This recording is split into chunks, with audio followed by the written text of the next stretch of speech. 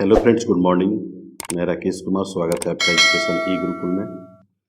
जैसा कि आप जानते हैं कि जीके जीएस का प्रैक्टिस सीरीज चल रहा है और हमने प्रतिदिन जो है सुबह में मॉर्निंग में यानी कि 9 से 10 के बीच में जो है आपको सेट प्रोवाइड कर रहे हैं, जिसमें 30 क्वेश्चंस हैं।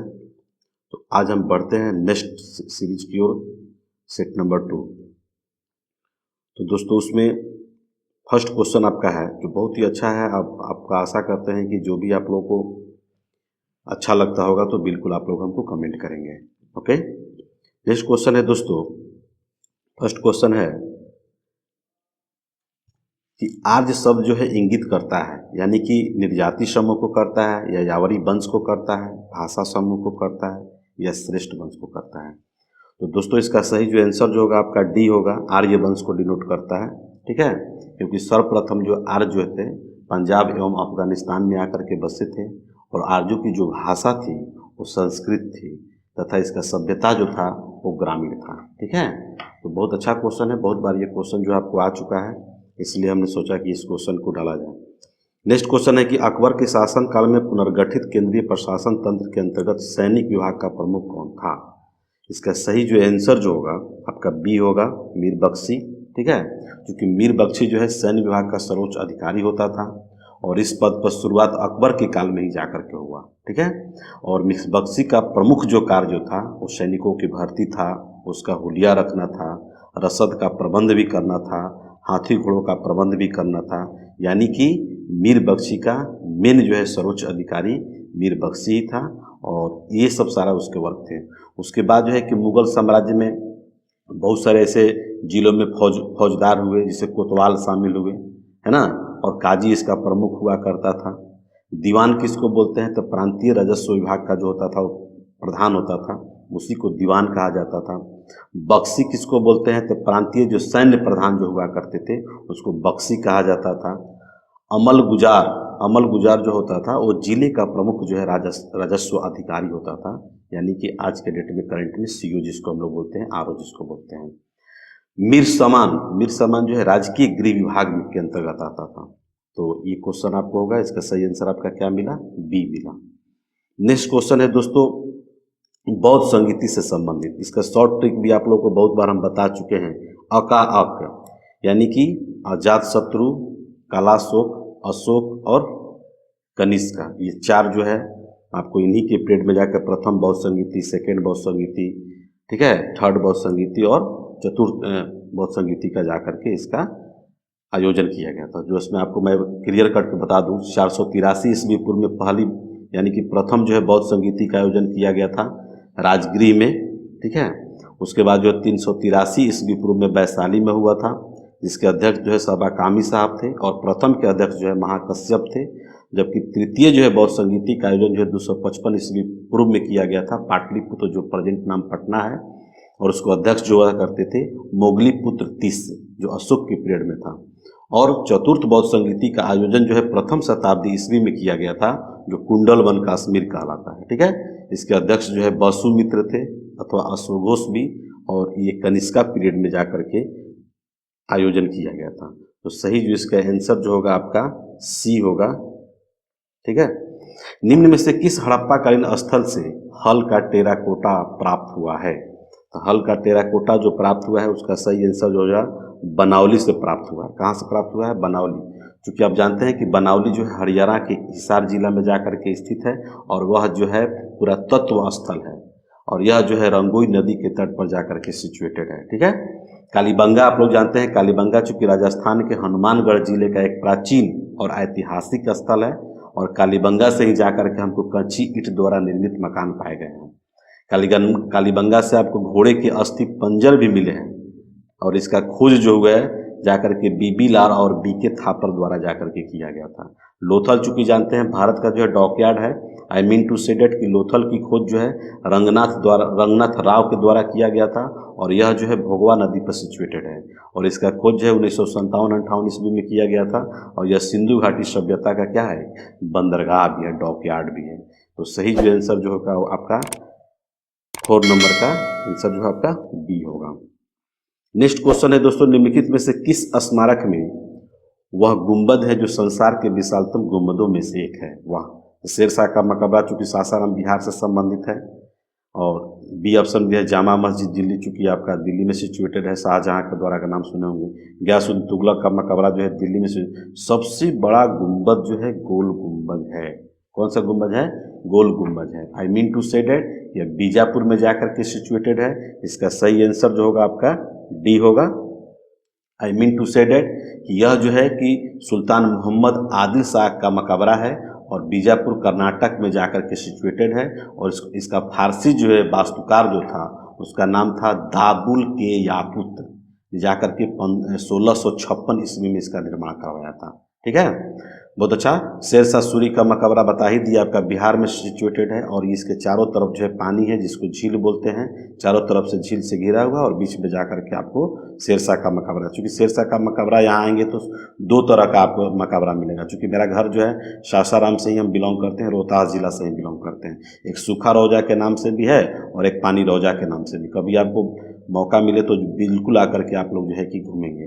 और यह जो हिंदू मुस्लिम जो है स्थापत्य कला का सबसे बेजोड़ इसका नमूना है। ठीक है, और शेरशाह का मृत्यु जो हुआ था वो 1545 ईस्वी में हुआ था। और बहुत उनका प्रसिद्ध जो है युद्ध जो है हुमायूं और शेरशाह के बीच में लड़ा गया था, जिसका नाम है चौसा का युद्ध। चौसा का युद्ध जो है आपको 1539 ईस्वी में हुआ था, जो बक्सर जिला में सिचुएटेड है। बिलग्राम या कन्नौज का भी युद्ध का नाम सुने होंगे, जो 1540 ईस्वी में हुआ था, शेरशाह और हुमायूं के बीच में ही हुआ था। और जामा मस्जिद के बारे में आपको बता दें कि इसका निर्माण जो है 1650 ईस्वी में शाहजहाँ करवाया था। ठीक है, और 1656 में जाकर के यह तैयार हुआ था, यानी कि 6 साल इसको बनने में लग गया था। इस्लामी स्थापत्य कला का जो है ये बहुत बेजोड़ जो है इसका एक उदाहरण भी है। नेक्स्ट क्वेश्चन है दोस्तों 6 नंबर, एक निर्वाचित संविधान सभा द्वारा सर्वप्रथम भारत के संविधान का निर्माण करने का प्रस्ताव किया गया था। बहुत अच्छा क्वेश्चन है, ये बहुत बार क्वेश्चन आपको आए हुए हैं, तो आप जान लेंगे इसका सही आंसर जो है Cripps mission. Sir John Cripps का भी नाम सुनेंगे, क्योंकि 1942 ईस्वी में जाकर के भारत जो है क्रिप्स मिशन जो है भारत आया था। ठीक है, और इसके बहुत जो है आपको और भी बता देते हैं कि वो ब्रिटिश प्रधानमंत्री भी थे और ब्रिटिश संसद के सदस्य तथा मजदूर नेता सर स्टैफोर्ड क्रिप्स का नाम सुने होंगे। उन्होंने जाकर के 1942 में क्रिप्स मिशन को भारत भेजा था। ठीक है, और संविधान सभा की प्रथम जो बैठक हुई थी 9 दिसंबर 1946 को हुआ था, दिल्ली के कौंसिल भवन में हुआ था, जिसमें सभा के सबसे बुजुर्ग आदमी थे डॉक्टर सच्चिदानंद सिन्हा, और उन्हीं को जाकर के अस्थायी अध्यक्ष बनाया गया था। आफ्टर 2 डेज यानी कि 9 और 2 11 यानी कि 11 दिसंबर 1946 को हमारे डॉक्टर राजेंद्र प्रसाद जो है एक अस्थायी अध्यक्ष उनको संविधान सभा का बनाया गया। और 11 और 2 13 होता है, यानी कि 13 दिसंबर 1946 को जो है पंडित जवाहरलाल नेहरू के द्वारा उद्देश्य प्रस्ताव लाया गया था, उस पर 9 दिन तक बहस चला गया था, यानी कि 13 और 9 22 होता है। 22 दिसंबर 1946 को उद्देश्य प्रस्ताव पारित हुआ और वहीं से भारतीय संविधान का निर्माण होना प्रारंभ हुआ। तो दोस्तों इस तरह से अगर सिस्टमेटिक अगर आप पढ़ते हैं तो कभी भी आपको भूलेगा नहीं। और पूरे संविधान को लिखने में आपको पता है कि 2 वर्ष 11 महीना और 18 दिन लग गए थे। ठीक है, और 26 नवंबर 1949 को संविधान को पारित कर दिया गया था और 24 जनवरी 1950 को जो है संविधान सभा की अंतिम बैठक हुई थी और 26 जनवरी 1950 को संविधान क्या हुआ, लागू हुआ। दोस्तों तो इस तरह से आप उसको पढ़ेंगे तो मुझे नहीं लगता है कि किसी भी तरह का आपको जो है कि क्वेश्चन जो है छूटेगा। ओके, नेक्स्ट क्वेश्चन है कि भारतीय इतिहास के संदर्भ में प्रांतों से संविधान सभा में सदस्य, आई मीन टू से डेट इसका सही चयन करना है। इसका सही जो आंसर होगा सी होगा, प्रांतीय विधानसभाओं द्वारा निर्वाचित हुए थे। ये भी आपको मैं बताता हूँ, डिस्क्रिप्टिव बताता हूँ। आई मीन टू से डेट कि 9 दिसंबर चूँकि बता दिया आपको, 9 दिसंबर 1946 को संविधान सभा की प्रथम बैठक हुआ था और उसके सम्मिलित मुस्लिम लीग उसमें जो है कि भाग नहीं लिया था। और तत्पश्चात क्या हुआ कि मुस्लिम लीग की अनुपस्थिति में बैठक में जवाहरलाल नेहरू द्वारा तैयार किया गया था उसका मसौदा को पारित भी कर दिया गया था। तो कैबिनेट मिशन योजना के तहत जो है भारतीय संविधान के लिए चुनाव जो है जुलाई अगस्त 1946 में हुआ। ठीक है, जिसमें उसमें प्रस्तावित था, आवंटित था आपको ब्रिटिश भारत के लिए 296 सीट के लिए, जिसमें चुनाव हुआ। इसमें भारतीय राष्ट्रीय कांग्रेस को जो है 208 सीट मिला, मुस्लिम लीग को 73 सीट मिला था और छोटे समूह कह सकते हैं कि स्वतंत्र सदस्यों को, जिसको निर्दलीय हम लोग बोला जाता है, उसमें उनको 15 सीटें जाकर के मिली थी। हालांकि देशी रियासतों को आवंटित किया गया था जिसमें 93 सीटें भरे नहीं पाई गई थी, बल्कि क्योंकि उन्होंने खुद को संविधान सभा से अलग रखने का निर्णय भी लिया गया था। ठीक है, तो सही इसका आंसर जो होगा आपका सी होगा। नेक्स्ट क्वेश्चन दोस्तों, भारत के महान्यायवादी के बारे में जानते हैं, अटॉर्नी जनरल के बारे में जानते हैं। बहुत अच्छा क्वेश्चन है, अनुच्छेद 76 है। अनुच्छेद 76 में जाकर के अटॉर्नी जनरल का प्रावधान है। इसमें कह रहा है कि कौन सा ऑप्शन आपका सही है। इसमें सी इसका आंसर होगा, 1, 2 और 3। चूंकि जानते हैं कि यह जो है संसद की कार्यवाही में बैठ सकता है, भाग ले सकता है, बोल भी सकता है, लेकिन उसको वोट देने का अधिकार नहीं है। एकदम क्लियर कट ध्यान रखेंगे। और संविधान के अनुच्छेद 76 में जो है अटॉर्नी जनरल का प्रावधान किया गया है और देश का सर्वोच्च जो है कानून अधिकारी होता है। इसमें बहुत सारा डीपली क्वेश्चन भी आते हैं। महान्यायवादी की नियुक्ति जो होता है, यानी कि अटॉर्नी जनरल का नियुक्ति जो करता है, किया जाता है, वो राष्ट्रपति के द्वारा होता है। और संविधान में महान्यायवादी को हटाने के लेकर भी कोई इसका मूल व्यवस्था नहीं किया गया है। ठीक है, उसे राष्ट्रपति द्वारा किसी भी समय जो है हटाया जा सकता है। अनुच्छेद 88 कहता है कि महान्यायवादी के संसद के सदनों तथा उनकी सम्मतियों से जुड़े रहने का अधिकार है। यानी कि अनुच्छेद कितना है, 88। अनुच्छेद 105 कहता है कि महान्यायवादी की शक्तियां जो हैं, विशेषाधिकार जो है तथा प्रतिरक्षा का प्रावधान जो है अनुच्छेद 105 में किया गया है। तो इस तरह से आप लोग पढ़ेंगे तो बहुत ही अच्छा, हमको नहीं लगता है कि कोई क्वेश्चन छूटेगा, क्योंकि मैं थोड़ा सा छोटा छोटा क्वेश्चन देता नहीं हूँ, मेरी आदत नहीं है। चूँकि आप लोग कंपटीटर हैं, हम सोचते हैं यही है कि आप लोग छोटा छोटा क्वेश्चन पढ़ते होंगे, जानते होंगे, उसके बारे में जानकारियाँ होगी, इसलिए मैं छोटे क्वेश्चन पर ज़्यादा फोकस नहीं करता हूँ। नेक्स्ट क्वेश्चन है दोस्तों, पोर्टफोलियो प्रणाली को संवैधानिक मान्यता किस अधिनियम द्वारा दिया गया। बहुत सारे अधिनियम हैं, इसमें इसका सही आंसर जो होगा आपका सी होगा, यानी कि भारतीय परिषद अधिनियम 1861। I mean to say that, इसके बारे में जान लेंगे कि भारतीय परिषद अधिनियम 1861 के द्वारा जो है कार्य संचालन करने के लिए अधिक नियम और आदेश बनाने की शक्ति जो है कि प्रदान किया गया था।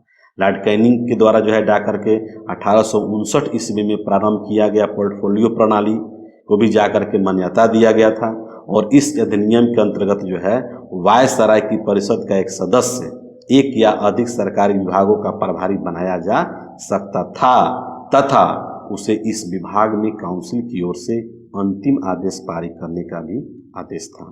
ठीक है, तो ये जो है बहुत इम्पोर्टेंट है और इसको याद रखेंगे। ये बहुत बार क्वेश्चन आपको एग्जाम्स में आते हैं। नेक्स्ट क्वेश्चन है 10 नंबर है क्वेश्चन कि निम्न में से कौन सा कथन जो है गलत है। बहुत अच्छा है, क्योंकि आप लोग पढ़ते हैं। क्योंकि राज्यसभा धन विधेयक को अस्वीकार कर सकती है, बिल्कुल नहीं कर सकती है। बाकी तीनों आपका सही है। ए ऑप्शन जो है आपका गलत है। आई मीन टू से डेट, धन विधेयक जो है, धन विधेयक के बारे में जान जाएंगे कि अनुच्छेद 110 में जाकर के धन विधेयक को परिभाषित किया गया है। धन विधेयक अनुच्छेद 110 में है। वित्त विधेयक फर्स्ट जो है अनुच्छेद 117 का क में है और वित्त विधेयक 2 जो है यानी कि अनुच्छेद 117 के 3 में है। क्योंकि आप जानते हैं कि लोकसभा में पारित होने के उपरांत इसे राज्यसभा के विचारार्थ हेतु भेजा जाता है। राज्यसभा के पास धन विधेयक के संबंध में प्रतिबंधित शक्तियां हैं, बहुत ज़्यादा शक्ति नहीं है, वो बहुत कम शक्ति है। और यह जो है धन विधेयक को रिजेक्ट या संशोधित नहीं कर सकता है, यह केवल सिफारिश कर सकता है। 14 दिन के भीतर इसको स्वीकार देना होता है, अन्यथा अगर रख भी लेता है तो समझा जाता है कि वह जो है कि पास हो गया, बिल को क्या होगा, पास। लोकसभा के लिए आवश्यक नहीं होता है कि वह राज्यसभा की सिफारिशों को क्या करे, रिजेक्ट करे। बहुत अच्छा क्वेश्चन है। नेक्स्ट क्वेश्चन है कि किस प्रधानमंत्री के कार्यकाल के दौरान भारत के संविधान में 9वीं अनुसूची को पुनः स्थापित किया गया था। 9वीं अनुसूची उस समय हमारे पंडित जवाहरलाल नेहरू देश के प्रधानमंत्री थे। इसका सही आंसर जो होगा आपका ए होगा। और ध्यान रखेंगे कि यह अनुसूची जो है प्रथम संविधान संशोधन द्वारा 1951 ईस्वी में जाकर के इसको जोड़ा गया था। पहले संशोधन जो है 1951 में मूल अधिकारों को उल्लंघन के आधार पर न्यायिक समीक्षा से इसमें सम्मिलित कानूनों से इसे बचने के लिए जोड़ा गया है। और अनुच्छेद 31 का ख, ठीक है। और वर्तमान में इस अनुसूची में कितने अधिनियम हैं, 284 अधिनियम प्रेजेंट में। नेक्स्ट क्वेश्चन है स्थानीय ग्रामीण शासन के निम्नलिखित से पंचायती राज प्रणाली से संबंधित क्वेश्चन है कि ठीक है आप कौन सा अपनाया गया है। तो आप लोग जानते हैं कि भारत में सबसे पहले जो है 2 अक्टूबर 1959 को महात्मा गांधी का चूँकि जन्म दिवस था 2 अक्टूबर को, और सबसे पहले राजस्थान के नागौर जिला से जाकर के प्रारंभ हुआ था। और उसके बाद जो है आपको आंध्र प्रदेश, ठीक है, राजस्थान और आंध्र प्रदेश, यानी कि सही इसका आंसर होगा आपका सी होगा। और उस समय हमारे देश के जो प्रधानमंत्री थे पंडित जवाहरलाल नेहरू थे। ओके। मंत्रिपरिषद यानी कैबिनेट शब्द का उल्लेख संविधान में से किस अनुच्छेद में किया गया है? ये देख रहे हैं ना, ये बहुत अच्छा क्वेश्चन है, बहुत बार ये क्वेश्चन जो आपको आए हैं। इसका सही जो आंसर जो होगा अनुच्छेद 352 होगा, अनुच्छेद 352। ठीक है। और भी आप लोग जानते हैं कि आपात उपबंध भी हमारा है अनुच्छेद 352, अनुच्छेद 356, अनुच्छेद 360। ठीक है। 52 जो है आपका बाह्य आक्रमण या आंतरिक गड़बड़ी के कारण जो है आपका जाकर इमरजेंसी लगाया जाता है। 56 जो है किसी भी राज्य में राष्ट्रपति शासन लगाया जा सकता है। और 360 जो है आपका वित्तीय आपात है। अभी तक से भारत में एक बार भी वित्तीय आपात लागू नहीं हुआ है। क्लियर है?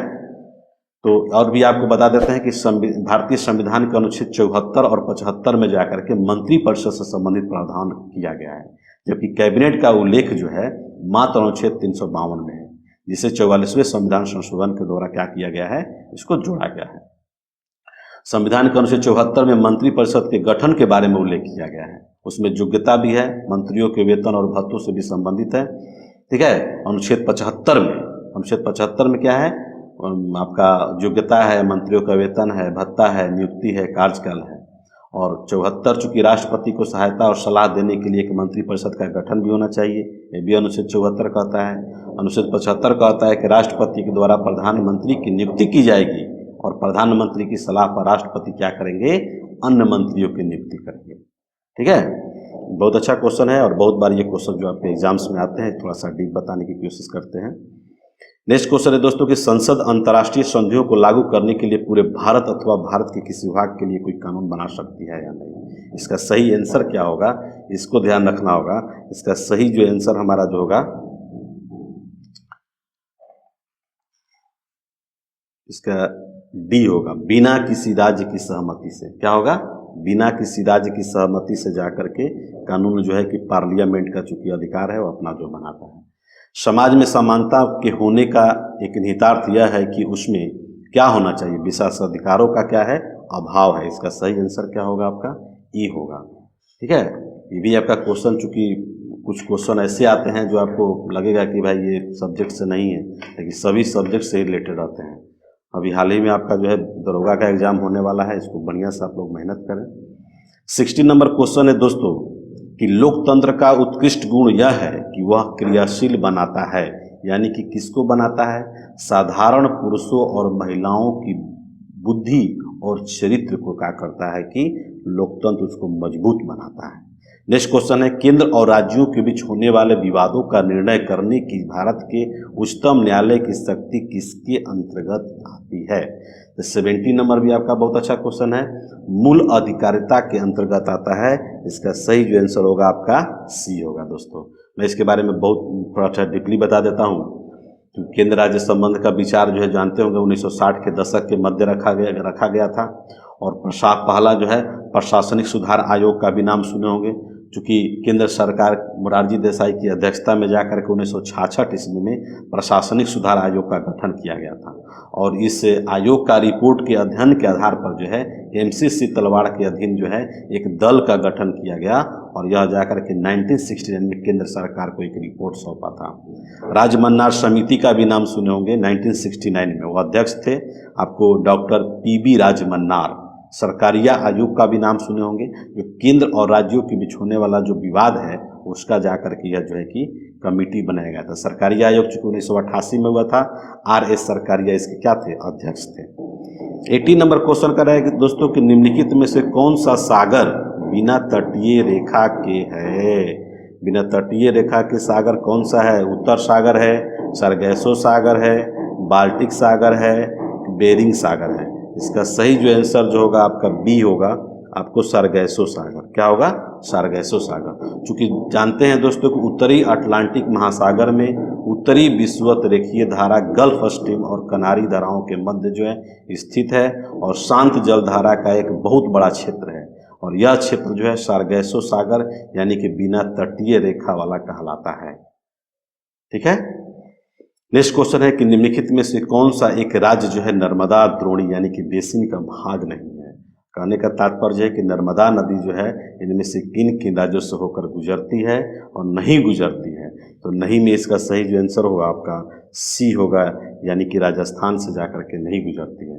चूँकि नर्मदा नदी जो है विंध्याचल पर्वत श्रेणी का एक जो है श्रेणियों में स्थित है, और यह जो अमरकंटक की पहाड़ी का नाम सुने होंगे, जो समुद्र तल की ऊंचाई से 1057 मीटर की हाइट पर सिचुएटेड है, और वहीं से जाकर के निकलती है नर्मदा, और 1213 किलोमीटर बह कर के जा कर के अरब सागर का नाम सुने होंगे, खंभात की खाड़ी में जाकर के क्या करती है, गिरती है, और जबलपुर में भेड़ा घाट के समीप जो है एक जाकर कपिल धारा यानी कि धुआंधार जलप्रपात का निर्माण भी करती है। नर्मदा बेसिन के अंतर्गत जो है मध्य प्रदेश, महाराष्ट्र, गुजरात स्टेट आता है। चीनूक क्या है? चीनूक के बारे में जानने की कोशिश करेंगे। चीनूक जो है एक हवा है, ठीक है। आपको जानते हैं उत्तरी अमेरिका में उष्ण पवन, आई मीन टू से डेट, इसका सही जो आंसर जो होगा आपका सी होगा। क्या होगा? सी होगा। इसका सही आंसर जो होगा आपका चीनूक है, फोन है, ये सब जानते होंगे आप लोग, क्योंकि बहुत सारा गर्म जलधारा है, शुष्क जलधारा है, शीतल जलधारा है।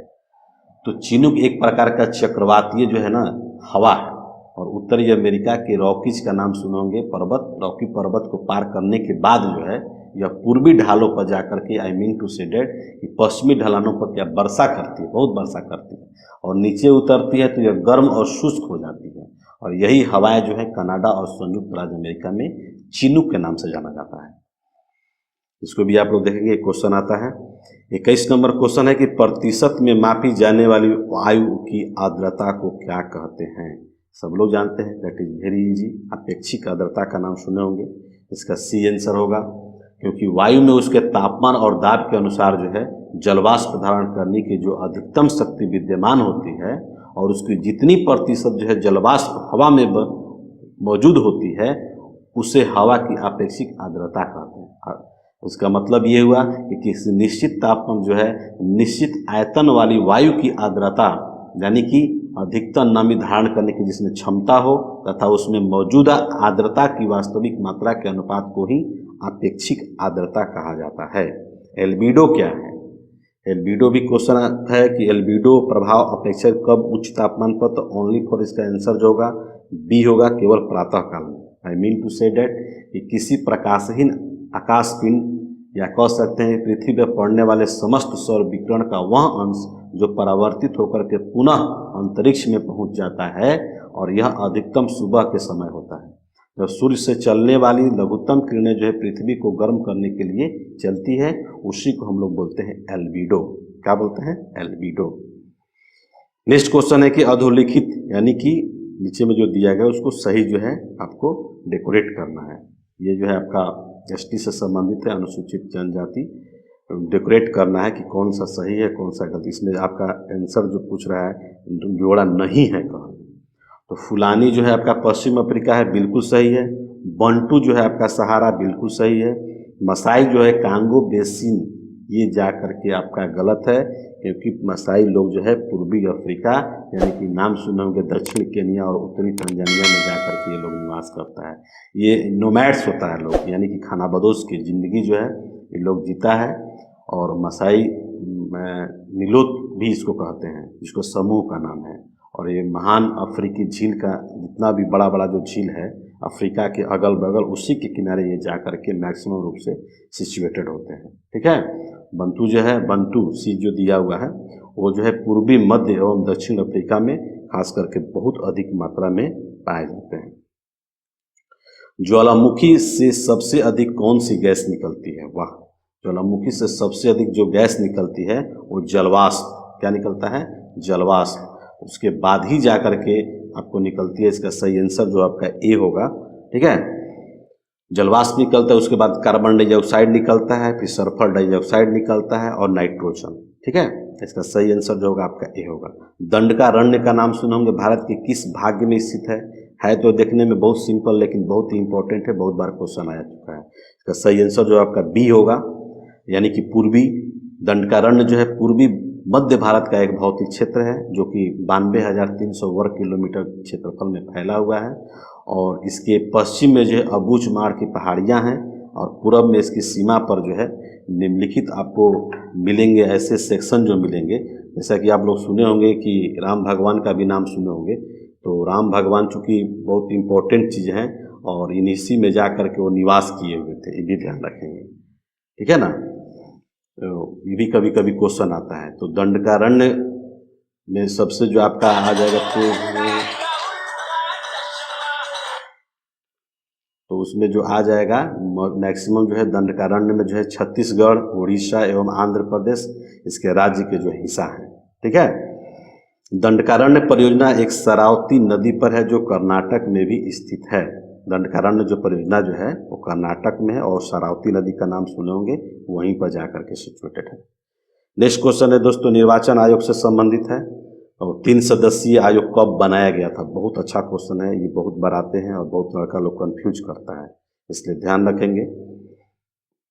तो आशा करते हैं कि इसके बारे में भी जान लीजिए। चूँकि संविधान का अनुच्छेद जो है 324 जो चुनाव आयोग से संबंधित है और 1950 से लेकर के 15 अक्टूबर 1989 तक जो है निर्वाचन आयोग जो था वो 1 सदस्यीय था जो कार्य कर रहा था, जिसमें केवल एक मुख्य जो है निर्वाचन आयुक्त यानी कि अधिकारी हुआ करते थे। लेकिन 1987 में जो है 56वां, 57वां, 58वां संविधान संशोधन किया गया, जिसमें 56वां संविधान संशोधन के द्वारा जो है गोवा का पूर्ण राज्य का दर्जा भी दिया गया था। ठीक है, 1988 में जो है सुने होंगे आंतरिक अशांति के आधार पर जो है पंजाब में जाकर के राष्ट्रपति शासन भी लगाया गया था। 1989 में भी नाम सुने होंगे जो 61वां संविधान संशोधन द्वारा जो है मत्स्य यानी कि वयस्क मताधिकार की आयु जो है 21 वर्ष ले घटा करके 18 वर्ष किया गया था। बहुत अच्छा क्वेश्चन है और ये बहुत बार क्वेश्चन, चूंकि ऑप्शन आपको 4 दिए हुए हैं इसलिए आपको इसको डिस्क्रिप्टिव बता दिए। किस संविधान संशोधन में शिक्षा का अधिकार प्रदान करने वाला नया अनुच्छेद 21 का इस संविधान में जोड़ा गया है। इसका सही आंसर जो होगा आपका 86वां संविधान संशोधन होगा। ठीक है, आई मीन टू से डेट कि यह जो है कि प्रारंभिक शिक्षा को मूल अधिकार बनाया गया था और नया एक अनुच्छेद जो है 21 का क या ए कह सकते हैं घोषणा किया गया था कि राज्यों को 6 से 14 वर्ष तक के बच्चों के लिए निःशुल्क एवं अनिवार्य शिक्षा देना बहुत जरूरी है। और 86वां संविधान संशोधन ये भी कहता है, जिसमें आप सुने होंगे कि मौलिक कर्तव्य मैंने पहले जो था 10 था और आज के डेट में जो है मौलिक कर्तव्य हमारा 11 है। ठीक है, और उसमें 51 के क में क्योंकि मौलिक कर्तव्य का प्रावधान है और उसमें जाकर के 11वां मौलिक कर्तव्य जोड़ा गया, जिसमें 6 वर्ष ले लेकर के 14 वर्ष तक के बच्चों को अनिवार्य एवं निःशुल्क शिक्षा देना जरूरी है और प्रत्येक गार्जियन का यह कर्तव्य बनता है कि उसको कहाँ भेजें, स्कूल भेजें। बहुत अच्छा क्वेश्चन है, इसलिए इसको ध्यान रखेंगे, पढ़ेंगे इसको और बहुत मने जितना हो सके आप देखिए। मेरा क्या है, मैं तो आपको सॉल्यूशन दे रहा हूँ, इसको आप लोग नोट्स बनाइए, लिखिए और इसमें जितना भी हो सके आप लोग सर्च करिए। मैं जहाँ तक कोशिश करता हूँ कि क्वेश्चंस वैसे ही आपको प्रोवाइड करते हैं जो आपके एग्जाम्स में कहीं ना कहीं आए हुए हैं, आने की संभावना हो। बहुत सारे आप लोग जो है देखते होंगे सॉल्यूशन जो है कि पॉइंट टू पॉइंट लोग नहीं बता पाता है, लेकिन मेरा मानना है कि नहीं, मैं जो क्वेश्चन आपको प्रोवाइड जो करूँगा उसमें मैक्सिमम क्वेश्चन आपको जो है कि एग्जाम्स में आते ही हैं। पिछला बार मेरा एक्सपेरिमेंट भी हुआ है। नेक्स्ट क्वेश्चन है दोस्तों, स्वर्ण जयंती ग्राम स्वरोजगार योजना किस वर्ष प्रारंभ किया गया था। सही इसका आंसर जो होगा आपका ए होगा 1999 ईस्वी में। ठीक है, चूँकि स्वर्ण जयंती ग्राम स्वरोजगार योजना जो है ग्रामीण गरीबों को स्वरोजगार के अवसर जो है उपलब्ध कराने के लिए यह एक समन्वित कार्यक्रम के रूप में जाकर के अप्रैल 1999 में इसका शुरुआत किया गया था और इस योजना में प्रक्रियागत दृष्टिकोण और गरीब ग्रामीणों की क्षमता निर्माण पर भी बल दिया जाता है। बहुत सारा योजना है जिसे आप लोग देखे होंगे, अब मनरेगा का भी नाम सुने होंगे। ठीक है, मनरेगा भी है, सर्व शिक्षा अभियान भी है और बहुत सारे ऐसी योजना है जो कि बंद भी कर दिया गया। इस तरह से इसका सॉल्यूशन आपको।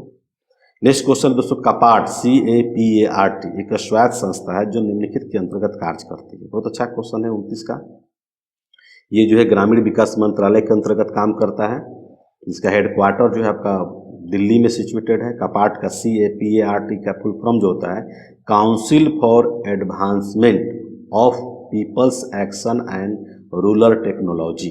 ठीक है, और कपाट का स्थापना जो हुआ था आपको 1986 में हुआ था। कब हुआ था? 1986 ईस्वी में किया गया था। बहुत अच्छा क्वेश्चन है और कपाट से संबंधित विभिन्न तोड़ मरोड़ करके क्वेश्चन जो आपको इसमें मिलता है। एट लास्ट क्वेश्चन जो है 30 नंबर क्वेश्चन कि सुल्तान अजलान शाह हॉकी प्रतियोगिता का आयोजन कौन सा देश करता है।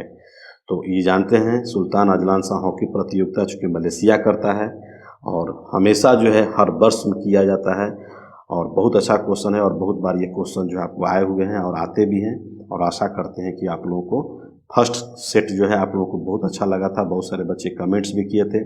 बहुत सारे बच्चों का कहना है कि सर आप 30 मिनट में 50 क्वेश्चन सॉल्व कराइए।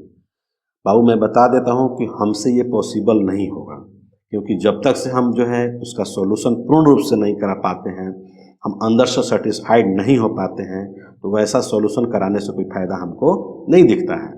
क्योंकि पॉइंट हमारे पास इतने हैं, इतनी गहराई से हम क्वेश्चंस को सॉल्व करते हैं, इसलिए आपको उससे घबराने की ज़रूरत नहीं है।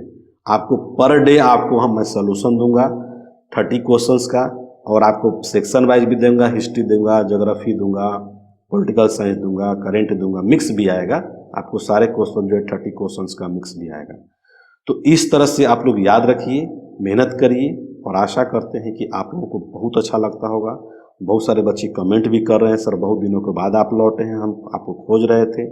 तो दोस्तों इस तरह से आप लोग आशा करते हैं कि मेहनत करिए, समझिए, और जहाँ नहीं समझ में आए मेरा मोबाइल नंबर भी दिया हुआ है, किसी भी तरह का कोई आपको परेशानी है आप बोल सकते हैं। आप कमेंट करिए, कमेंट करने से मेरा जो है अंदर से जो है और मतलब ज्वलंत मुद्दा निकलेगा, क्योंकि हम विवाह के अंदाज में बोलने वाले हैं। इसलिए आशा करते हैं कि कमेंट जरूर करिएगा वीडियो देखने के साथ ही। तो थैंक यू वेरी मच। मिलते हैं नेक्स्ट जो है सीरीज की ओर। इनकलाब जिंदाबाद।